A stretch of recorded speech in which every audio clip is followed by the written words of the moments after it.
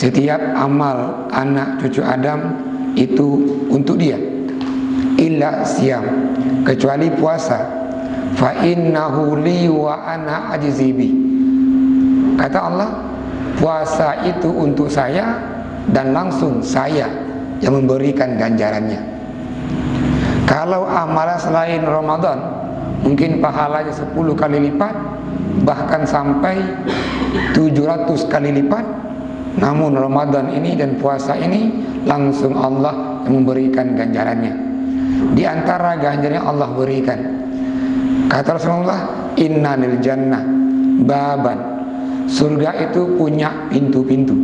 Di antara pintunya adalah Ar-Rayyan. Dan pintu Ar-Rayyan ini Allah sediakan, Allah siapkan untuk orang-orang yang berpuasa masuk surga melalui pintu Ar-Rayyan itu. Di hadis yang lain Nabi ditanya, ya Rasulullah, murni ala amalin, ya Rasulullah, ajarkan saya suatu amalan, yudkhilni bihi al-jannah, dengan amal itu Allah tempatkan saya di surga Allah.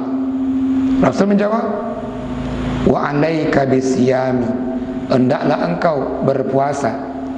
La idla lahu, Nabi gambarkan kemuliaan puasa itu, la idla lahu, tidak ada bandingnya.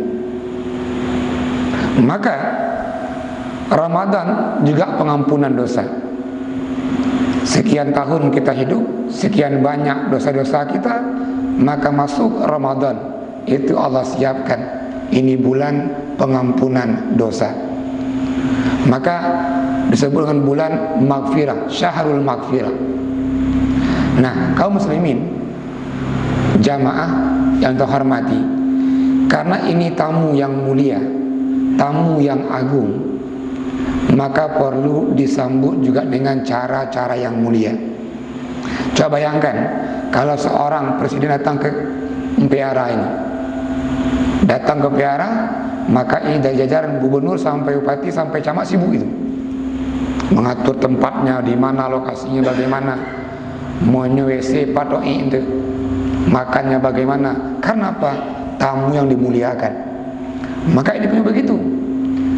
Kalau itu presiden tamu dunia, ini Ramadan tamu Allah dan tamu yang sangat mulia. Nah, kita perlu muliakannya dengan apa? Mempersiapkan diri menyambut tamu ini. Maka pertama apa yang perlu disiapkan adalah ilmunya, ilmu menyambut Ramadan. Yang kedua apalagi? Bagaimana kita mengisi Ramadan itu. Yang ketiga apalagi? Yang ketiga apa yang harus dan wajib kita lakukan di Ramadan itu. Baik, kaum muslimin jamaah, kita mulai dari firman Allah Al-Baqarah 183. Ini Allah langsung memanggil kita semua dengan panggilan yang sangat indah, yang sangat sayang. Apa bunyinya? Ya ayyuhalladzina amanu kutiba alaikumusiyam. Dalam kajian ilmu bahasa Arab itu ya disebut dengan harfun nida, harfun untuk memanggil. Nanti ada dua macam harfun nida, ada untuk dekat, ada untuk jauh. Kalau ayya, hayya, ini untuk jauh. Namun dalam ayat ini Allah panggil dengan lafaz yang dekat. Ya ayyuhalladzina amanu, wahai hamba-hamba lu, kata Allah. Hamba yang bagaimana? Hamba yang beriman. Ini panggilan kasih sayang.